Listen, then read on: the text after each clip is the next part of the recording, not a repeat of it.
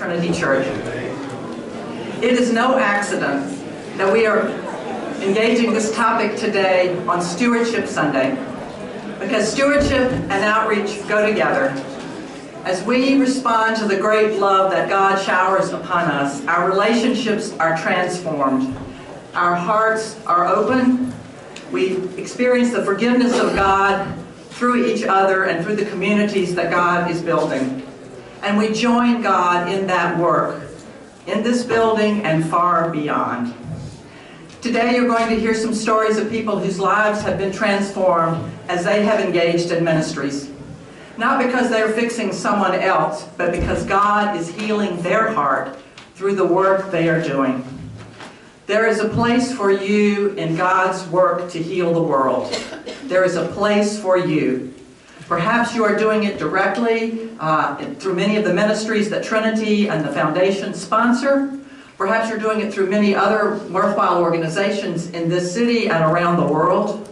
Perhaps you're doing it as you pray daily or weekly or on occasion for the great needs of the world. As you study the scriptures and see God's message of liberation and it touches your heart and the hearts of those around you. As you stand in solidarity with the mothers of Dorchester who lose their children to gun violence. As you go to the State House to represent people of faith who say these laws need to change. Our treatment of people in prison, for example, is inhumane. Those are all the ways and many, many more that you are part of God's plan for healing the world as your own heart is healed.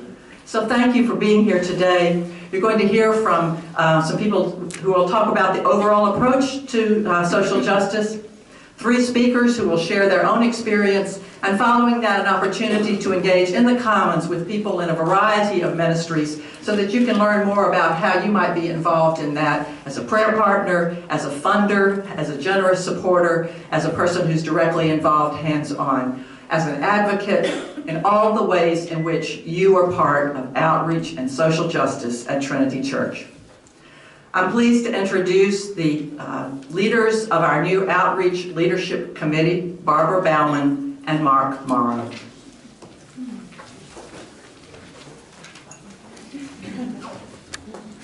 Thank you, Randy. Good morning. So today we are queuing up for the next leg of our journey together in the area of mission outreach, and it's fantastic to have such a packed house here, big posse, lots we can do. My job is sort of talk about how this fits into the path we've been on, going back about 1.5 years when the vestry sort of, in a very general way, said, why don't we figure out where we want to go together, what we could do together, where does mission and outreach and service fit into our lives as individuals and our life as a community. So the Mission Task Force was created, which was a fantastic group of hardworking parishioners who spent a good long time talking to just about every leader in this parish, convening groups to where we could tell our stories and reflect together, went out into the city to see what the city was looking for from us, went outside the city to see what parishes, particularly large parishes much like Trinity, are doing, and thinking about this whole idea of service. So it was a remarkable, reflective effort. We had an incredible gathering here, where everyone was welcome with unbelievable energy and a sense of possibility. And so this was our orienteering phase. This is where we looked into our hearts, looked at our history, looked at a sense of possibility. We looked at our capabilities in this area, which are imperfect but growing, and what we want them to be. We looked at our fantastic foundation, what it's doing, what it could do, and what we could do with it together. And the task force came up with a set of principles to live by here and some broad goals. We then had a parish discernment gathering where we thought about those things and kind of together began to articulate the broad paths that our journey might take us on. Sort of the map-making part of this process of figuring out where you're going to go. And very broadly, it was clear. We do a lot through our traditional host of ministries. We think we can do much more. We have a lot of people here who are active. There are many more who could be. And maybe the barriers are small inside. Maybe it's a sense of how we do things. Maybe it's not knowing what there is to do. But it's a great sense that we could do more. We want more people to be engaged. that's, of course, part of what today is all about. And we want to do more through our foundation. It already has some incredibly great programs focused on the needs of youth in this city. Could have a bigger footprint, could do more. We want to do more in more consciously together between the parish and the foundation, the way of volunteerism, making those ministries grow through the power of our spirit and work. So we arrived at the beginning of summer. The Outreach Leadership Committee was created with the fairly daunting task of getting specific about what this means, and we're just starting to get there. And one of those goals, obviously, is increasing participation, increasing people who feeling that's inner compulsion to want to get involved in something, even if it's just praying for it. And that's what today's about. So it's fantastic you're here, and we look forward to the year ahead. So thank you. Barbara is going to talk a little bit about one of those big steps. Thanks. Good morning. Good morning. I want to expand a little bit more on Mark's comments and talk a little bit about the Outreach Leadership Committee and what we're up to, and say that we're deeply committed to this work, deeply committed to this effort, and bringing to bear all our resources, our time, talent, and treasure to making this effort bigger and successful. In fact, I think there's some of us in the room. The Outreach Committee members, could you just raise your hands? So you know we can. Thank you.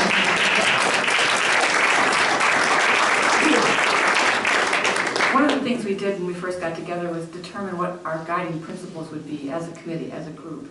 And I just want to briefly update you on those. One of our first guiding principles is that we're committed to all parishioners being engaged and volunteers participating in all the ministries at Trinity. Another guiding principle is that we see the foundation, the Trinity Boston Foundation, as a key expression of the church's commitment to youth.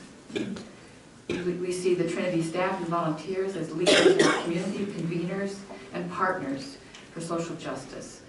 And the last guiding principle we came up with was that we really want to see maximal use of our facility, our wonderful facility, for hospitality, for welcome, for the work that we do, for events, both locally and in the larger community. So that being said, that's the foundation from which we built some key elements that we consider for outreach and social justice, and I want to just kind of briefly speak to those. One key element that we think everybody should be thinking about, and especially now in the stewardship season, is discernment. Your individual and collective reflections and prayers, your conversations, how you think, how you learn. It's a continuous process, but what affects you deeply? What makes you feel called to an issue or a cause? So that's part of what we think about with discernment. We think about engagement of volunteers, engagement as prayer partners, engagement with partners in the community, engagement through pledging, engagement through leadership. We need to be strategic in our thinking. What's the best way to achieve our goals? What are the resources we need? What are the strategies that we want to employ?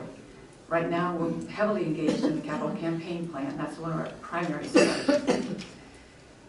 The next element is to just do it.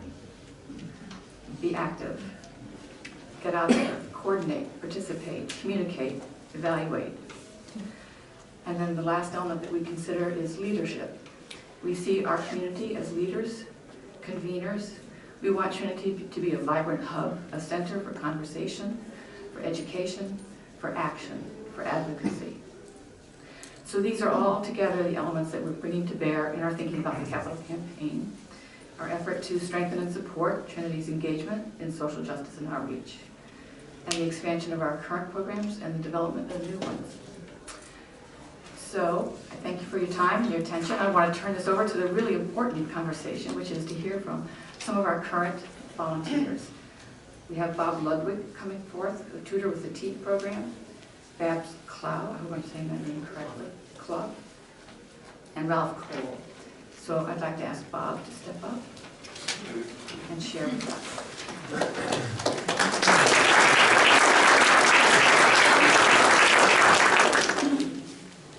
I'm a volunteer with TEAP.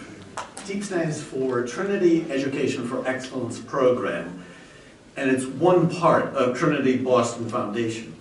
TEAP is, for those of you who aren't familiar with it, is a character and leadership development program that works with kids in the Boston Public Schools from 7th grade through 12th grade, and then supports them as they apply to college. It teaches core values, builds community, and provides academic support. The mission of TEAP is to change the odds for the youth of Boston. Each fall, I work with a small group of 8th graders to help prepare them for the math part of the independent school entrance exam that they need to take if they wish to get into a better high school that will prepare them for college. So why do I volunteer? Well, a simple reason is that Paul Bowen, the founder of TEAP, recruited me. He said to me one time, hey, I need somebody to help tutor math to a small group of kids to get them ready for this exam. Would you be interested? And I said, yeah, I think that sounds interesting. I'd be willing to do that. A more personal part to my story.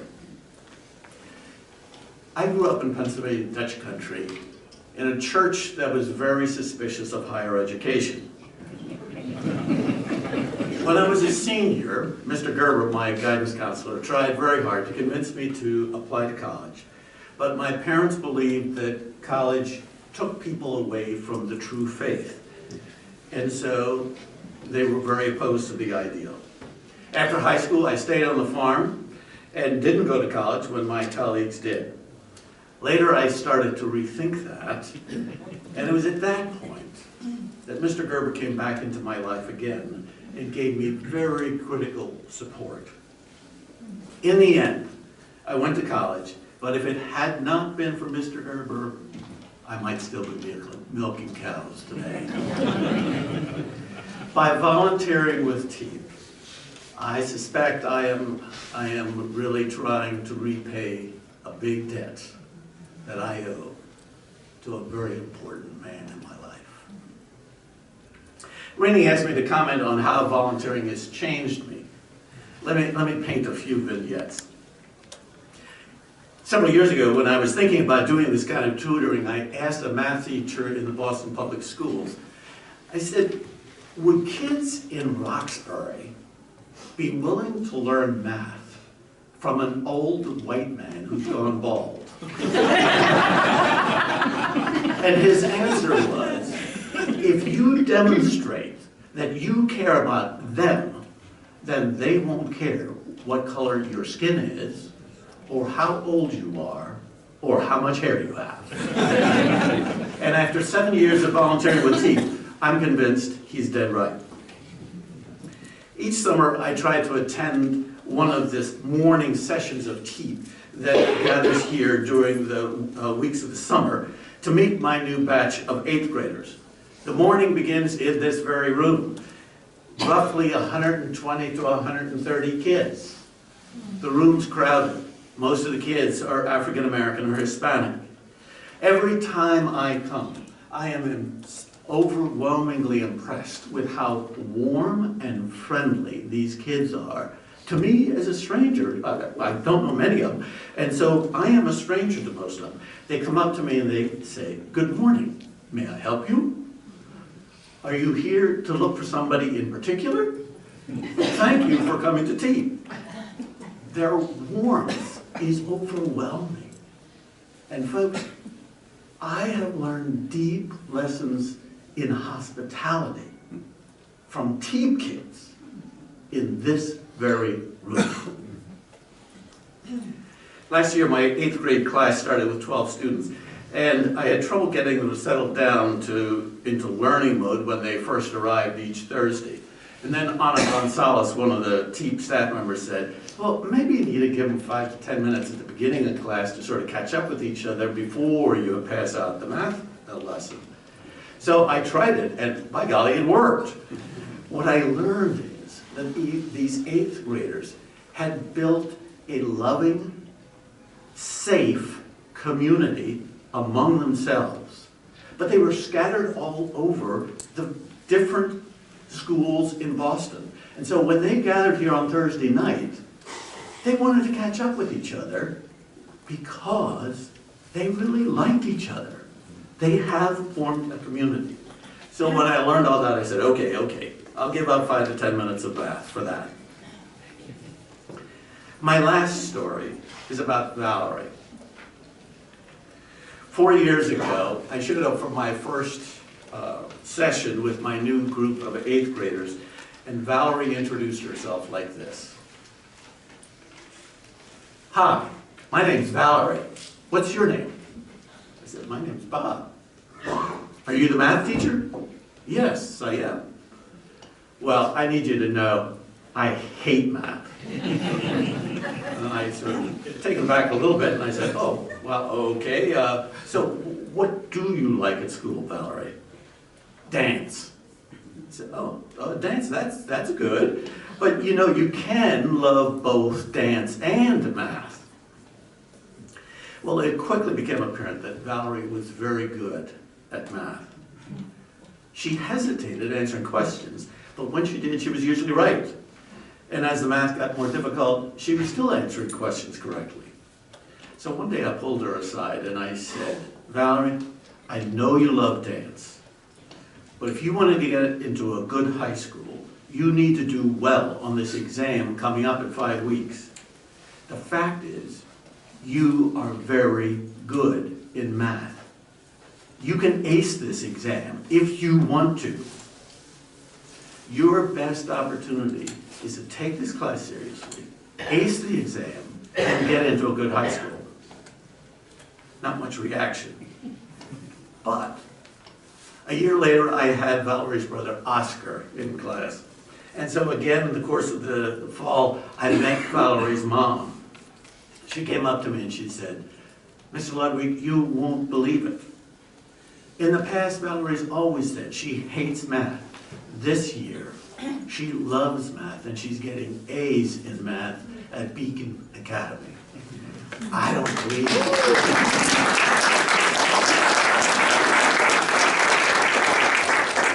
But what's the real takeaway from that story? Valerie had mathematical ability long before she ran into me. What Valerie needed was, she desperately needed somebody to hold up a mirror and say, Valerie, take a look at yourself. You are really good at math. And come to think of it, don't most of us as adults, with many more years of life experience, still need that from time to time from our friends? Well, guess what? 8th graders need it also. The author Frederick Buechner says, the place God calls you to is the place where your deep gladness and the world's deep hunger meet. For me, my deep gladness and one of Boston's deep needs meet in a classroom on the 3rd floor of the parish house where 8th graders learn math.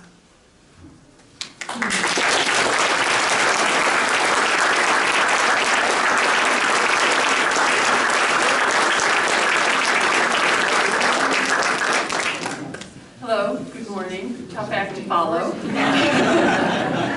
My name is Babs Clough, and I am a volunteer mentor with College Behind Bars. We are a team of 4. 3 of us are Trinity members. One of us is simply a member of the community at large who is on one of our Trinity teams. We are cross-denominational, unidenominational, and we have people from all over the city and society. I'm actually going to start off with a quote from one of the inmates that our team is working with. His name is Paul at MCI Norfolk. And I've practiced reading this, but I'm going to get emotional, and I'll explain in a moment. So Paul recently went up for parole on August 20th. We're still awaiting the outcome of his parole hearing. He is in the Boston University Prison Education Program. And he said, the ride to my parole hearing was an experience in itself. I had the chance to see people just going about their day and living life in society. It has been a long time since I've been out there, and it felt good to see it again. I realize how I took life for granted out there, and this is what I'm fighting for. Also, there was a point during the ride where the van stopped at a red light. I looked out the window and I saw a lake. I was mesmerized by the whole scenery, and all of a sudden, the red light seemed like it lasted forever. It will be a day that I never forget. How many of us sit at a red light and we're annoyed at the guy on the cell phone in front of us who missed the turn, and the people who are jaywalking with their cup of coffee, and we're waiting. We're just waiting for that light to change. And Paul had this opportunity, and he'll never forget it. I can talk about statistics, I can talk about recidivism and racial bias in sentencing, but I won't. What I want to remind people is that of the more than 2 million people incarcerated in this country, 97% of them are going to be released. And how do we want them released into society? As a member of this church, as a member of this society, as a member of College Behind Bars, it's up to me to decide what I can do and what I can contribute. I had a hard time sort of putting this together because when I volunteered for this, I will admit that part of my reasons for volunteering were self-serving. I am a firm believer in education. I was a high school dropout because of problems with alcohol and drug abuse. I was lucky. I had a family who loved me. I had grown up in a house full of books. People used to come to our house and go, "Who reads all these things?" And I would just look at them and go, "Well, I don't know what you're doing, but I do." So I had all these things going for me. And I was able to come back and I was able to go to college. I was what was considered a non-traditional student because I started college at 23 years old. I'm a firm believer in education, but part of the reason I liked College Behind Bars was, I hate to say this, it had a limited time commitment. As someone with a busy life and an 87-year-old mother, and the more I did it though, the more I realized how irrelevant that became. There were a couple of things, 3 things really, that I think of every time I think about Paul and I think about College Behind Bars and what we do when we go in and we talk to these prisoners as if, because they are human beings. And the first thing I remember is, "There but for the grace of God go I." Through luck, through intervention, for grace of God, that could be me. How many of us have done things that we look back and think, oh, totally dodged the bullet? The second thing is, and I realize this every time I go in to the visitor center and I've gone through security and I've taken off my earrings and I've taken off my belt and I make sure I have my prison bra on, which means it's got no underwiring in it. I think to myself, not kidding, we all have a prison bra, anybody who's wearing it.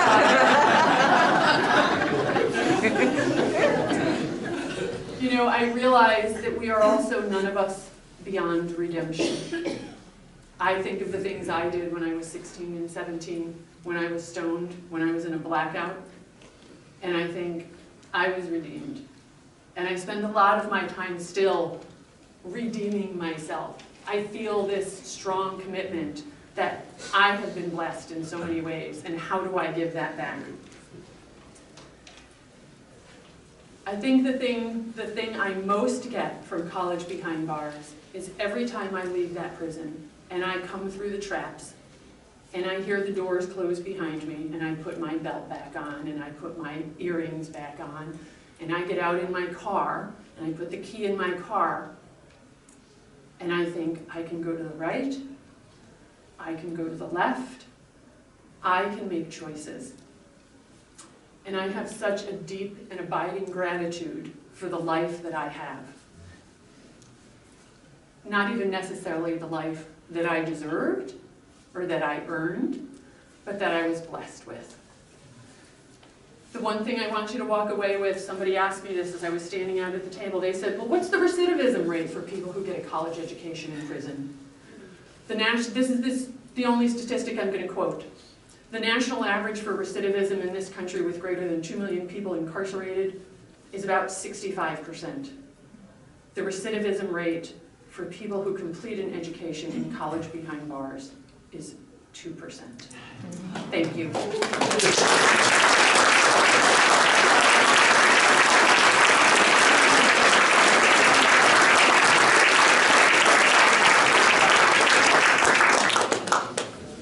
I'm Ralph Cole, and I'm going to talk about homelessness and hunger, Boston Warm, and Pine Street Inn in particular. A year ago, actually it was a year and 10 days ago, October the 8th, 2014, the bridge connecting Long Island to the mainland of Boston was closed abruptly due to safety concerns. That displaced hundreds of homeless for whom the Long Island shelter was their home. With Massachusetts in the midst of a state-declared opiate epidemic, programs for 300 people were taken offline without a plan to replace them. Men and women who were trying to get clean and sober on October 8th had no place to go on October 9th. 2/3 of the inpatient detox beds for women in the city of Boston vanished. The city, new administration, and all the staff scrambled to provide temporary beds at night. During the day, however, shelters were over capacity. The crisis became urgent. Boston's faith community, with leadership from Trinity, Old South, City Mission, others, responded, came together under a moniker later to be known as Boston Warm. The most critical unmet short-term need was day shelter, a place where people could gather, warm, comfortable, safe, could store in lockers what few possessions they had safely. Boston Warm opened 2 day shelters, one at Old South, the other at Emmanuel. Each winter day, these shelters were filled, 80 to 100 guests at Old South, 25 to 30 at Emmanuel. Volunteers faithfully manned these centers, providing mostly companionship, conversation, light lunch. Trinity had individual donors and volunteers who supported and helped the day staff. Volunteer training for these day centers was mandatory. Early on, it was provided by Starlight Ministry staff over in the South End in a 3-hour training sessions. Starlight's mission statement, by the way, is taking the church to the street. I wanted to volunteer, and Rainey said I had to, so on a cold Saturday morning last January, I trudged over to Starlight in the South End, a bit skeptical, wondering what we were going to do for 3 hours. About 20 of us showed up. 2 of the group were of the non-Christian faith, but all were welcome because these day shelters are all inclusive. The training session was powerful and impactful. We broke into small groups.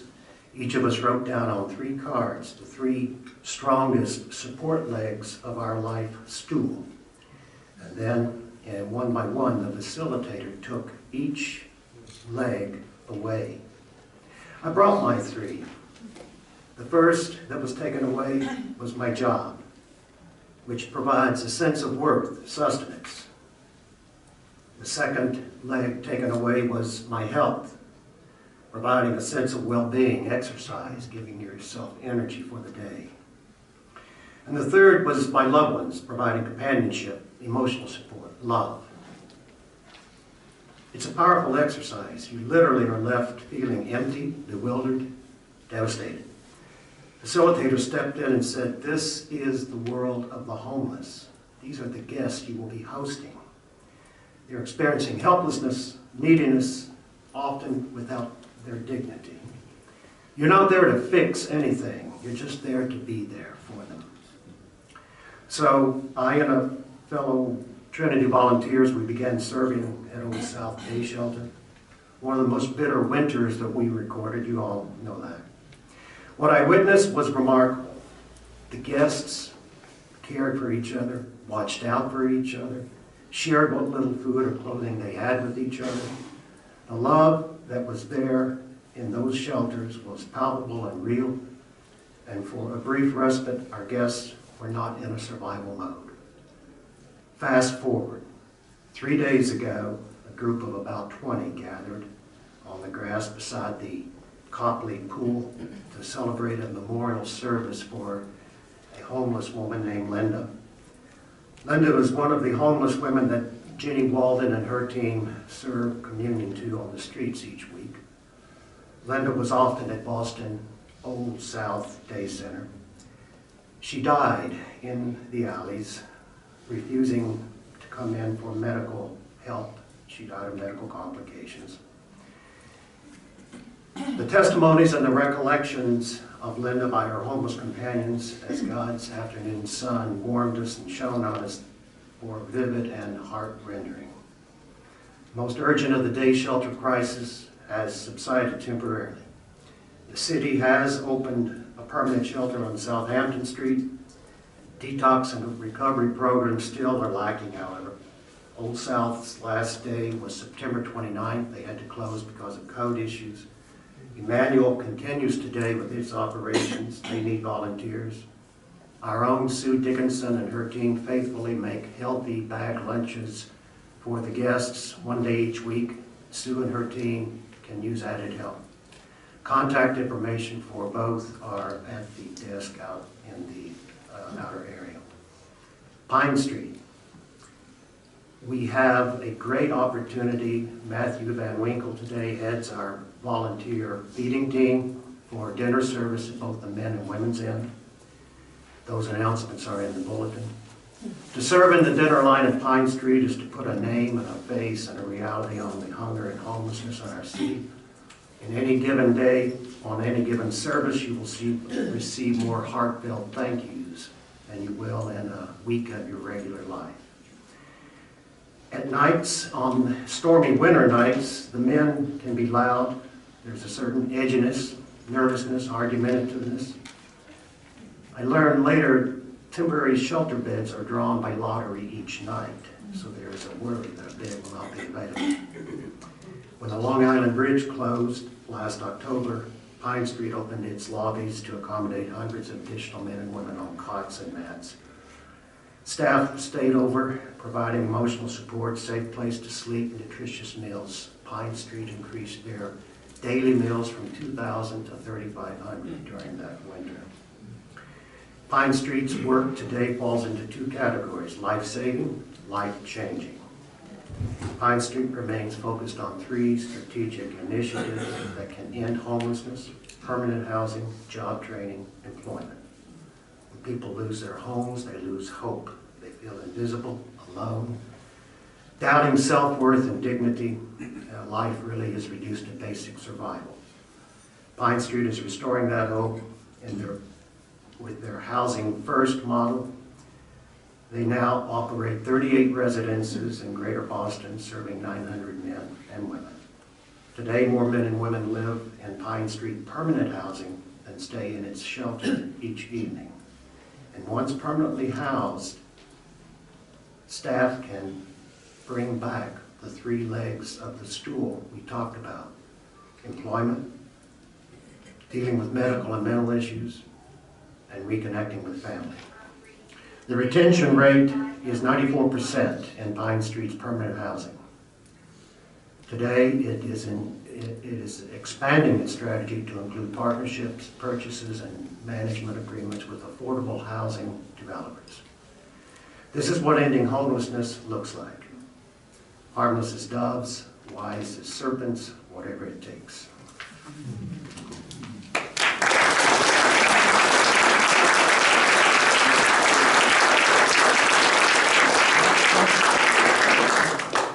Thank you all for being here. I'll just finish with one story. A gentleman that slept on our porches for a number of years, whom I got to know through our Sunday night ministry, now lives in permanent supportive housing through Pine Street. And he asked for a house blessing. And I was happy to go do that. Several of us from Trinity and some of the people that in his new home were together. And in planning the service, I asked him, what is there a favorite scripture that I could read that we could share together that day? And he said, read the story of Lazarus, because I now have a new life. And that is God's desire for all of God's children, for you and for those outside these walls. And your prayers, your dollars, your hearts, your feet, your presence, your accompaniment will heal your own heart as you walk with others and find how close together we all are, and that the things that divide us, while tragic, are not fundamental.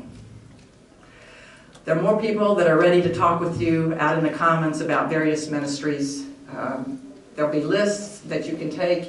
If you don't have time to sign up today or to be in conversation, there are ways that you can stay in contact with some of these ministries, find out more about them, how you can support them with your dollars, your prayers, and your presence. Thank you for being here today. Life is short and we do not have too much time to gladden the hearts of those who travel the way with us. So be swift to love, make haste to be kind, and the blessing of God Almighty, Creator, Christ, and Redeemer, be with you always. Amen.